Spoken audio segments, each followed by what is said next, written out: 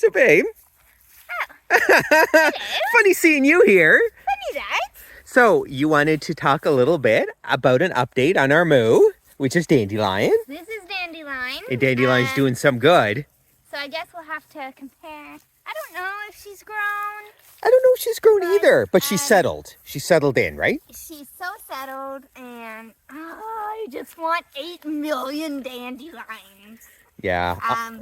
You'll be a dairy cow farmer before we know it. Yeah. So a few things. So obviously this is our first cow. Mm-hmm. It was a long-term goal for us to bring a cow here. I just love the word us that you throw in everything. Go on. Us just means me. So it was a long-term plan. I know sometimes on videos, maybe it seems like it came out of the blue, but it has never come out of the blue. So the only thing that was different about her is I expected that we would get either the one we were going for, which is significantly more money, that we were going to be waiting another year, maybe 2 for, or a cheap auction calf and just play the roulette with that and see what we get. And then, obviously that one wouldn't be a permanent resident at this point, we would say, but it probably would. We'd fall in love with it. But anyway, so we got her. She is exactly what we wanted, exactly what we were planning. And it just, the only thing that was unplanned with Dandelion was the fact that we weren't bottle feeding her. I fully expected, cost-wise, that's what way we would be going. You have seen our bottle videos of our goats and our lambs, and it's adorable. The thing with cows is you can teach them quite quickly and easily to drink out of a bucket. Probably still would have done the bottle just because it's super cute, but so significantly easier just in things like that. Her transition time here, she did some butt in for tensions. Oh, she loves her Robs. So she spent some time in kind of quarantine isolation with her buddy Chapter, her emotional support goat. Yes, and that was a lovely video.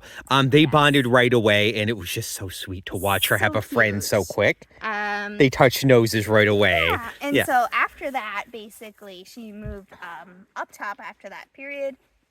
She's looking at my pants. She's just such a nice girl. Oh, that's so nice. That's so nice. She's like, Mom, I want Robs. So she has moved up top. Her bonding time now, she is a little bit more distance than the goats and the sheep, but she likes to kind of be aware with them.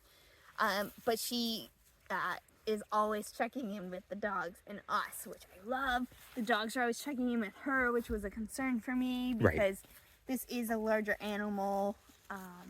So I was kind of curious of how they would take it. It's Beetlejuice's first or second? You'd have to finish that thought for me to answer because you just said nothing. Beetlejuice's first or second new addition. Okay. Because he is a puppy. So Cujo's kind of gotten used to, things can come and go, mostly gum. And Beetlejuice, is kind of learning the ropes. We're trying to make sure that he's bonded to species, not individuals, which is proper. They touch noses, and it's so precious. But it's so quick, and I usually don't have my phone, so I can't capture it. But he's trying to. He wants attention from me now. Yeah, she has just been an absolute joy to have. She's like a cross between a dog and a cat that she wants attention, but she's also semi-independent. But I was very surprised by how, and I mean this in a good way, but how needy she is for attention, like how she seeks it out, which is lovely. Yeah, and I think that's how she was raised.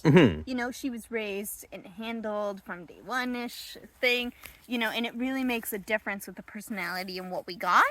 So she's just been such a dream. There's no fear. Which is really great because I worry about that when things like dehorning happen. We did have her dehorned for us at the farm because I'm not comfortable with doing it. I don't know if I brought it up in a few other videos, but I'm not super a fan of dehorning animals. They need them. However, given, her potential size and, whether or not she's going to like something, as our first cow, we did that. Moving forward, probably won't. It would sort of be like if a horse had horns, you'd almost certainly remove them because the potential for death is real. Yeah. Unlike a goat or a sheep, which we've always had. I don't know if I've never been purposely horned by an animal. I've had them swing Yeah. randomly. Although with cows, like goats and everything, their horns go back. Yeah. And they go forward. So, you know, a head down, like it's a significant difference than a head down and a goat and everything. But So overall, she is just such a dream come true. She's so sweet. She's so easygoing. And, you know, the animals after the initial, you know, what is this? You know, they don't bully her. No. Because they're kind of still intimidated with her, even though she's super sweet. But she just literally moved in one day, and it was like she lived here her entire life. And I just love her so much. I can't wait to spend the next 20, 25 years with her. Hopefully, as long as nothing, you know, happens, knock on wood. Because, yeah, their lifespan is, you know, 20 to 25 years. A dairy in an actual dairy farm, you know, gets to about 6 years old before they're tapped out of life. So to answer the question of what is it actually like to live with a Jersey cow, I guess the answer would be it's quite wonderful. It's amazing. Almost surprisingly so. It's so easy. We started with the hardest animals you can possibly have. We started with goats. And since day one, those goats were escape artists. And they've proved it. And then we moved to the most docile animals. Like, I'm starting to love sheep more by the day, which is no surprise. I've said it a few times. And then cows, which are also super easy to contain, especially compared to horses and goats. And well, even horses. So it's like the larger animal, the easier it is to contain. And the more willingness to be contained. But that's a video for another time. So, yes, Dandelion's amazing. I think everyone should have a cow, if you can. But what's interesting about just this, research your breeds to get a nice small cow. Yeah, You don't or want just one that's appropriate for what you have. Right. You know, and we could have gone with a Holstein, which is giant. There's nothing wrong with them. It's just when you look at a Jersey, there's so many pluses. There's the size. There's the high butter fat in their milk. It's like the best milk. They're adorable with their big eyes and mascara lashes. Like, there's just nothing cuter than them. So I'm just so excited to have her. And, you know, sometimes things just don't work out, and there's like no chance of that ever not working out with her. She's been a perfect fit. She's so easygoing, and she just loves it here. The animals are good with her. Millie Bobby Brown even respects her, and if you have looked at some of the videos before, Millie Bobby Brown respects no one. Yeah. She has no ruler other than her own, so for her to, you know, leave someone alone is quite good.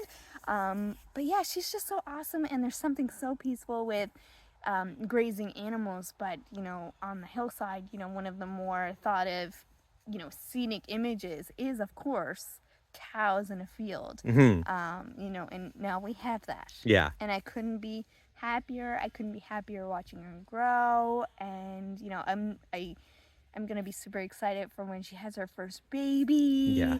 And, you know, how that is. And it's just, you know, and to start our breeding down project, which is really exciting. We're going to do a breeding down project, you know, for size wise, hopefully. And, you know, I just can't wait for the day that she's like, I'm just able to sit in the field with her, and she just is like, okay, we're cuddling, and lay down, and just cuddle with me for hours, and maybe we read a book, and like, that is a dream come true. Absolutely. And it's happening. Yeah. So how exciting is that? No, that's wonderful. But anyway, yeah. Yeah. Hopefully, I hope you enjoy. And I hope we've answered the question of what it's like living with a cow. Hopefully, vicariously, you guys are following us. Yeah. Hey, you might not have the property for a cow. You can watch us, and we'll let you know how it's going. And you can support Dandelion, too, in 2 years. with buying soap made by Dandelion. Absolutely. Because we will have the cow milk soap at that point. And, you know, just for our own personal consumption, of course. Butter and cheese. And I'm so excited. And it was such a natural progression where we have the goat milk soap to move on to an animal that's specifically for milk. Exactly. That can produce such a quality product for us and yet have that high butter fat. So something a little different on the market. Exactly. So, like, you know, it'll be super creamy and luxurious on your hands. It's going to be perfect. So, basically, Dandelion's perfect. Life here on the farm is perfect with Dandelion. Highly recommend. 2 thumbs up for that. Awesome. Let's see those 2 thumbs up again.